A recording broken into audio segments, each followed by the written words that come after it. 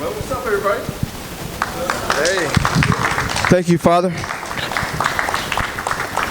I'd like to say that Father goes twice as hard as Tupac, and in the hood they used to call him 4-Pac. You know what I mean?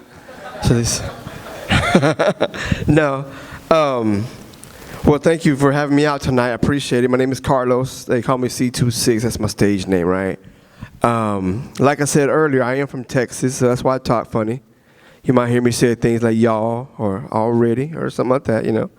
Just bear with me, okay? I do like Whataburger. We have In-N-Out where I'm from, but I don't frequent it. I'm not going to lie to you, okay? But, okay, so check this out. Just real quick, so they always say, right, that when you go and speak in front of people, you're supposed to make them laugh. You're supposed to say a joke or something like that, right? So just by a show of hands, how many of y'all speak Spanish? Anybody? Yeah? So I got probably the corniest joke you probably ever hear, but I'm hoping it works. Let's check this out, all right? So why did the Mexican cross the road? Because the chicken was on the other side saying, "Paca, paca." That's all my time, y'all. Appreciate it, y'all. No. So I'm kind of having to make a really long story short today, all right? Because I'm still going to do some music as well. But I want to share a little bit of my testimony. I'm a little bit older than most of y'all here. I'm a little bit older. I know I don't look it, but I am 42 years old, right? So I was born and raised. I was coming up. When I was in middle school and high school, it was like the late 80s and the early 90s, right? Middle school, high school. And during that time, that was kind of like the whole gangbang era, right? And my city where I'm from, I live in the Dallas-Fort Worth area, right? So at the time, Fort Worth had the highest overall murder rate and the highest overall crime rate per capita in the United States for like 8 years straight, right? So it was real easy to kind of get, involved in that type of lifestyle. That's what I did. I got involved at a real young age, just, smoking dope and, smoking weed and stuff like that, and drinking, partying, getting involved in gangs and selling drugs. I don't want to really want to glorify it, but just kind of giving you a little background, right? And got caught up real quick, probably around the age of 11, right? 6th grade, something like that. We're already getting into trouble, doing stuff, kind of like what Father was talking about. Robbing cars and stuff like that, robbing houses and getting involved in all that type of stuff. And then when I was in high school, I kind of got into some trouble, right? And I got kicked out of my high school. I got kicked out of the school, then I got kicked out of my district. And I ended up having to go down to South Texas and Laredo to live with my aunt for a little while to kind of get out of trouble and kind of, to be honest with you, my house had got shot up and my car had been shot up and everything. They were kind of coming after me, right? And so my parents sent me out away for a little while to go live with my aunt. When I came back, I told myself, I'm going to try to get my life a little bit straighter. I'm going to try to live a little bit better, right? I had just graduated from high school, luckily, right? And during that time that I was in, middle school and high school, I had 26 of my friends that were murdered, right? And most of it was from, gang involvement and stuff like that. But 26 friends over a 4-year period, and that's just the ones that were murdered. That's not including people that overdosed and that type of stuff. It was just nuts at the time, right? And so I told myself, I got to do something different, right? And so I started doing rap music. So this is something a little different. It'll keep me out of the streets, So I started doing rap music. And so we was going to house parties, and we're doing performances at house parties. Actually, to be honest with you, started off really in the school cafeteria. We did have like little school, like MC battles and stuff at the school cafeteria, house parties, raves, that type of thing. And then, I felt like I was okay at it, right? People started liking what we were doing and stuff. But I wasn't really making money like I was when I was selling, right? So I kind of left it behind. I was like, you know what? It's fun, it's cool, but I'm not making money doing this. I gotta do something better, right? Kind of went back a little bit to what I was doing. But then I met my wife, who now, this year, we'll be celebrating 20 years together, by the way. That's pretty cool. I met my wife. And I'm just trying to go through the bullet points here, but I told myself, like, you know what? I don't want her to have to keep worrying about me. I'm going out there, and really, we were doing gangster rap music. Back then, that's what was popular. It wasn't the mumble rap that you hear nowadays. It wasn't I wasn't doing like skirt and all that type of stuff. And so, I told myself I'm gonna find a job, right? And I went to go work. And I was working for Coca-Cola. I was a merchandiser and a delivery driver for Coca-Cola, right? And I still remember I was going to this Albertsons store, and there was this group of guys. This was this neighborhood called Meadowbrook, and there was a group of guys called the Meadowbrook Underground, right? And they had a little spot. They did this underground, like a open mic hip hop thing every night. But a couple of guys worked there, so every time I would go to the Albertsons on my route, we'd be there like rapping with each other, like battling each other, just for fun, in the back of the store or just wherever. And one of the guys, it's funny, in produce, working in produce, he was like, "Hey man, I got this homeboy, man. His name is Mondo, man. He's starting this new label, looking for some local guys. You should holler at the dude, man. He's a good guy, man. He's a solid dude." I was like, "All right, cool. I'll talk to him, right?" So I talked to this dude named Mondo, right? And we started this little label. It was nothing crazy, just a little small label. We started recruiting artists from all around the Dallas-Fort Worth area, right? And it was kind of like a mixed crew, it was like black and brown, right? Mostly, right? We had we even had a girl in there with us, right? There was, and we got pretty popular. We started, just slanging CDs, like pressing our own CDs, slanging them out the trunk of the car. You probably seen those guys selling CDs on the streets and stuff. That was us. We were out selling CDs in the streets, and we were doing shows, and we were getting invited, all throughout Texas, and then we started getting invited to Oklahoma and Arkansas and Louisiana, all these other states, the surrounding states. I'm like, hey, we're actually doing pretty good at this, right? But the money was kind of spread real thin. So I said, you know what, I got to start my own little thing. So I started a group called SKS, right? And at the time, I didn't know what to expect, right? Because it was a new thing. But we sold our first record we put out, sold like 30,000 records independently. So it was a really cool little deal, right? And we had started doing some more like national touring at the time. And then the following record that we put out, we had a chance to kind of work, because like I said, we were doing some touring. So we had some opening spots for like Ludacris and Fat Joe and 3 6 Mafia, people like that, shoot, you name them, South Park Mexican, Baby Bash, all these people we're doing these shows with and stuff, right, at the time. And then we got to cross paths with some of our idols, right, the guys that we really looked up to, which was Bone Thugs and Harmony and Cypress Hill, right? Those were like our groups, right? And so we got a chance to work with Busy Bone on a song on one of our albums, right? And with Sendar from Cypress Hill on one of our albums. And they ended up using some of their projects as well. So it was cool. And we got, we're doing all this touring and stuff. And then at that time, it sounds cool, like we're just out there doing music, but the reality is, we're not doing the street thing, but we might as well be, because we're just in a different avenue. It's just, we're still out there. There's still the partying going on. There's still the drugs. There's still women throw themselves at you when you're an artist. I hate to say it, but it's the truth. And so it's all kinds of crazy stuff going on. We're showing up at shows. At the time when we were doing this, if you said you were a gangster rapper and you showed up in LA and you're making a claim to be a gangster rapper, you got to be ready to back up your claim, right? You go into Southside Chicago and you're saying you're a gangster rapper, you got to be ready to back up that claim. Back then, especially, right? So we were always getting into fights. Something was always popping off. Always shootings going on at the shows and stuff. So I was like, we might as well still be in the streets, Even though I'm not out running around and doing this crazy stuff, it's the same thing, And I started feeling real bad. And I was telling Father that similar to Father, I didn't have a really close relationship with my dad. He was always there, but it wasn't like, we didn't get along real well, right? We always bumped heads and stuff, right? But there was one thing that I think kind of led me to my conversion, right, or to my reversion. We had gotten to kind of an argument, because he never liked the idea of me doing hip-hop music. He didn't like it. He was just like, man, I'd rather be caught dead than to come on one of your concerts, And I was just like, Dad, you can just never be happy for me, Why can't you? I feel like God's just putting things in my lap right now. Like, He's just giving me what I need. And he's like, that type of stuff doesn't come from God.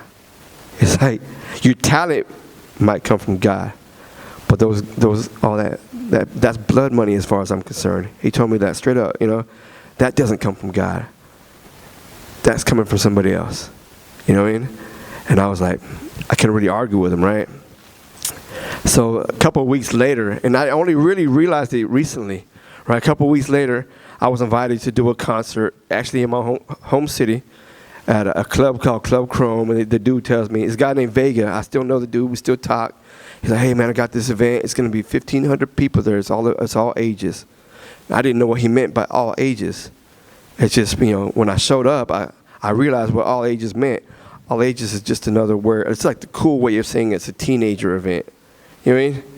They don't want to say a teen event. They don't want to say a teeny bopper, or they don't want to say a kids event. They say all ages. So all the kids that are there are middle school and high school age kids. And at this time, I'm already like 30 years old. You know what I mean? And I got there and I'm like, dang, this is crazy. I felt like dirty, like guilty. I was like, all these kids here, and I don't got nothing better to say but shoot them up and drink this and smoke that, and and all this crazy stuff I'm getting ready to say to these kids, and I'm thinking in my mind, if my daughter was right here and somebody was saying this stuff to her, I'd be in here throwing a fit. I'd be in here angry, you know what I mean? And I just felt really, really bad, and I talked to my boy Vega, and I looked at him and I was like, hey, dude, how on God's green earth do you feel like it's, a good thing to book gangster rappers for a bunch of kids? That's crazy. You should be ashamed of yourself, right? And he looked me dead in my face and he's like, bro, I ain't the one rapping it. You should be ashamed of yourself. And I was just like, oh, all right. Point taken. You're absolutely right. And I was ashamed of myself for the first time. I was just like, I just kind of really saw what I was doing for what it was. And I was just corrupting minds, And so I walked back to we had a little VIP section off and everything. And everybody's there and everybody's drinking and partying, having a good time.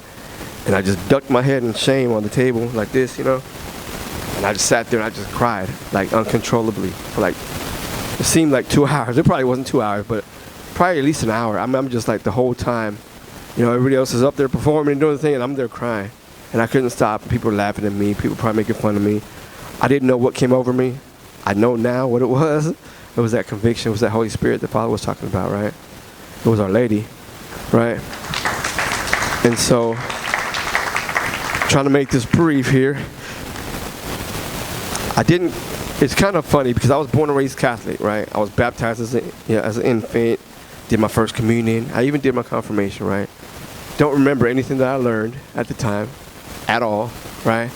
So at the time, I did have a genuine, zeal in my heart that I wanted to serve God. I wanted to come back to my faith and everything, but I didn't know my faith. And so I allowed some well-meaning but misinformed, Protestant Christians to lead me out of the Catholic Church, right? And I actually became one of those really kind of loudmouth, like anti-Catholic, Protestants. Not saying that all of them are loudmouth like that. I'm just saying that was me. I was the loudmouth, right? I'm going to save you from the whore of Babylon. I'm going to whatever, this, you call no man father. All this, all the stuff they always say, right? That was me for a little while. And then one of the guys that I actually worked with, his name was Pastor Lano. He's a cool dude, don't get me wrong. Real cool dude. He's got one of the probably one of the strongest homeless ministries where I live, right? He's a cool dude, so don't get me wrong. I'm not talking bad about him in any way, shape, or form. But he did challenge me though. He's like, look, man, so you really think that Jesus isn't that cracker and that juice that they give you at church at your mass? And I was like, well, what do you mean? Because I didn't remember. I didn't know that we believed that Jesus was truly present in the Eucharist. I didn't know that. I was like, I never believed that as a Catholic. He was like, that's exactly what you believed if you were Catholic. I don't remember that. Let me find out. Because I didn't know. So he challenged me. And I went and I found out, yeah, that's exactly what we believe as Catholics. We believe Jesus is truly present in the Eucharist. So I told myself, hey, I'm going to go prove these people wrong. So I started studying. And I found out the best place to learn about what Catholics think about the Eucharist and stuff is to the early church fathers. And that was a mistake. Because if you read the early church fathers for any period of time, it's going to bring you back to the Catholic Church. Almost guaranteed.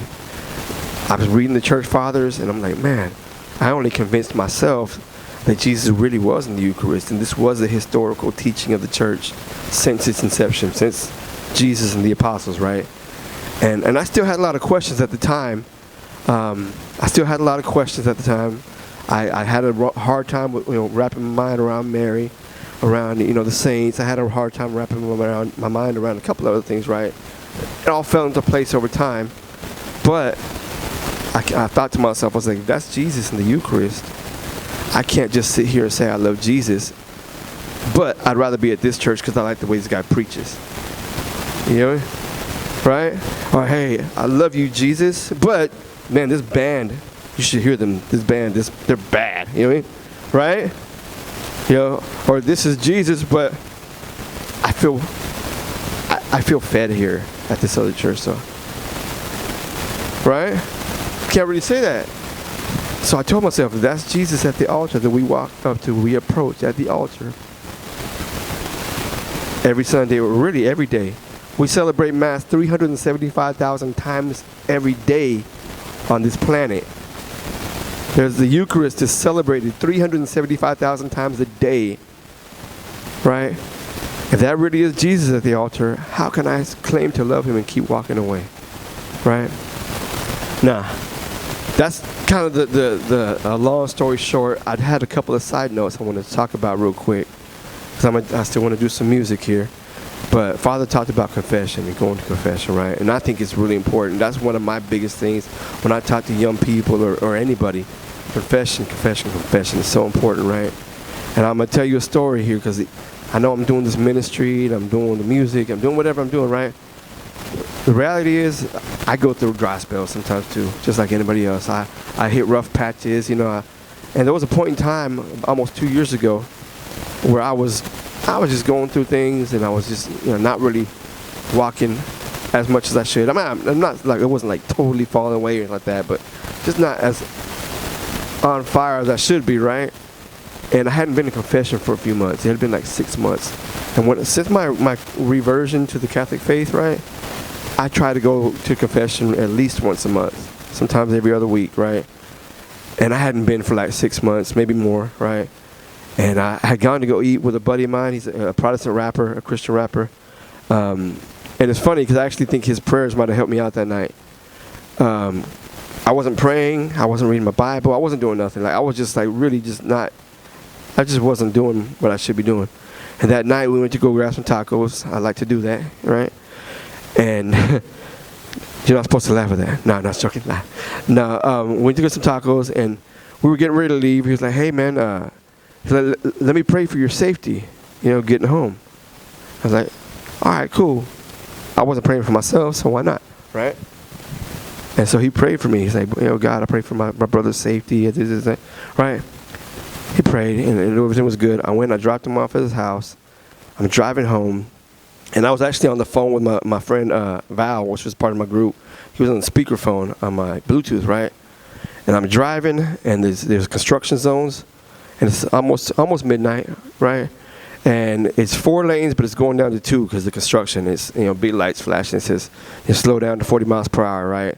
So I start slowing down. I'm getting over, and then boom, I got hit by a drunk driver. And the drunk driver was coming over 100 miles per hour, right?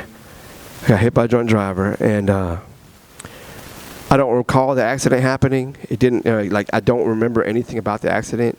I did kind of briefly become cognizant at the accident scene.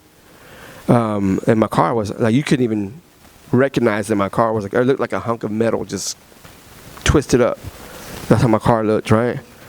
And I kind of briefly came through, and there was paramedics in my car, and there was a lady talking to me, like trying to calm me down and stuff, you know, and I didn't know what was going on. And it was crazy because, like, my windows were all broken out in my car, and I could see that there was people standing around the vehicle. So they closed down the highway, and there's people all standing around my vehicle, and I could hear what they were saying because my windows were broken. And they were saying, I think he's dead.